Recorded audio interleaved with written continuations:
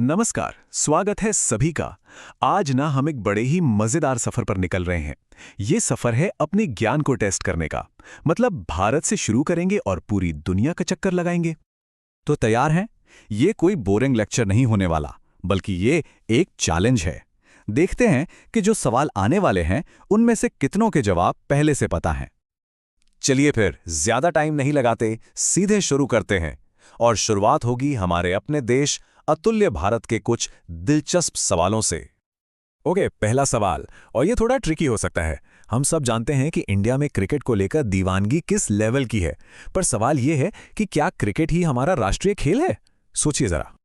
और सही जवाब है हॉकी। हाँ बिल्कुल, मुझे पता है ये सुनकर कई लोग जरूर चौंक गए होंगे, है ना? ये बात ना सच में बड़ी दिलचस्प है।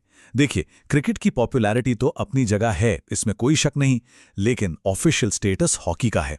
और इसके पीछे एक बहुत बड़ी वजह है। 1928 से लेकर 1956 तक का जो टाइम था ना, वो इंडियन हॉकी का गोल्डन एरा था। सोचिए, हमने लगातार 6 ओलंपिक गोल्ड मेडल जीते थे।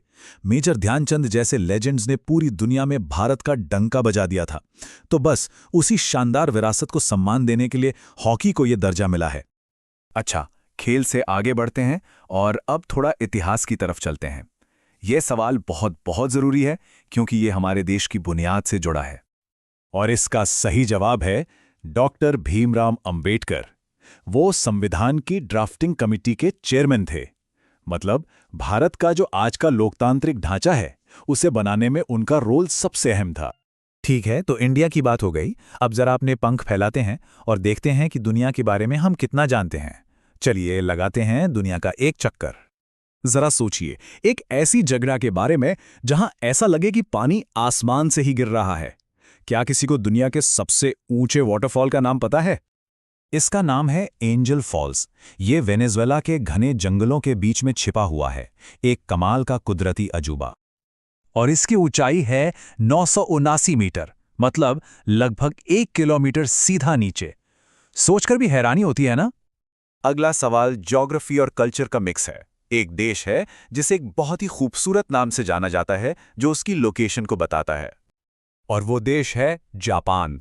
वजह बिल्कुल सीधी साधी है। अगर दुनिया का नक्शा देखें तो जापान एकदम पूरब में है, तो दिन की शुरुआत में सूरज की पहली किरणें वहीं पड़ती हैं। इसीलिए उसे उगते सूरज की भूमि कहते हैं। कितना सही नाम है ना? तो अब आ गया है हमारा फाइनल राउंड।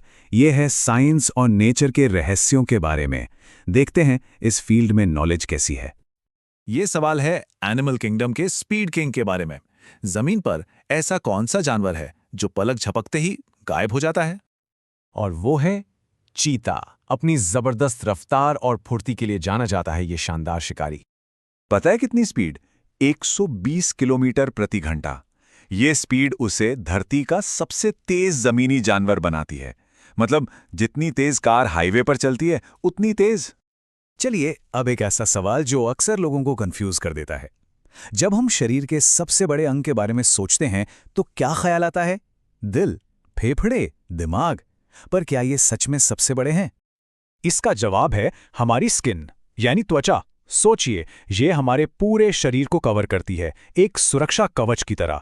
और इसी वजह से वजन और एरिया दोनों हिसाब से ये हमारा सबसे बड़ा ऑर्गन है ना? कमाल का फैक्ट। तो इसी के साथ हमारी ये छोटी सी ज्ञान की यात्रा पूरी होती है। हमने भारत से शुरू किया, दुनिया घूमी और फिर साइंस के बारे में भी कुछ नया जाना। अगर कुछ सबसे चौंकाने वाली बातें याद करें तो पहली, भारत का राष्ट्रीय खेल क्रिकेट नहीं, हॉकी है। दूसरी, हमारा सबसे बड़ा अंग दिल या दिमाग नहीं बल्कि त्वचा है। और तीसरी, एंजल फॉल्स की ऊंचाई लगभग 1 किलोमीटर है। सच में सीखने के लिए कितना कुछ है। तो आज के लिए बस इतना ही, पर जाने से पहले एक सवाल सबके लिए। ऐसा कौन सा एक सवाल है जिसका जवाब हर कोई हमेशा से जानना चाहता है? अपनी जानने की इच्छा को हमेशा बनाए रखिए, क्योंकि सीखने का सफर कभी खत्म नहीं होता।